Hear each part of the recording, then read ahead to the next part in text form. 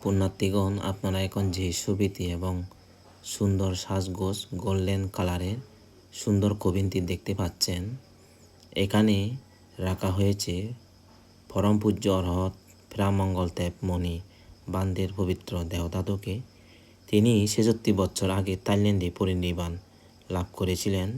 থাইল্যান্ডের রাজধানী ব্যাংককে ওয়াট ফাকনাং বিহারে শ্রদ্ধার সহিত পূজা করা হয় বান্তের পবিত্র দেহধাতুকে এবং সুন্দররূপে সংরক্ষণ করে রাখা হয়েছে কবিনে।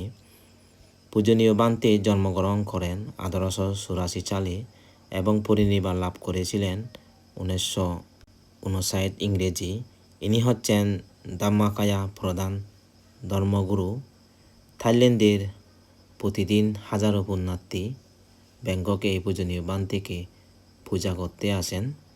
আপনারাও সকলে এই পূজ্য অরহত বান্তিকে শ্রদ্ধার সহিত বন্দনা জ্ঞাপন করুন এবং সাধুবাদের সহিত পূর্ণ অনুমোদন করে নিন।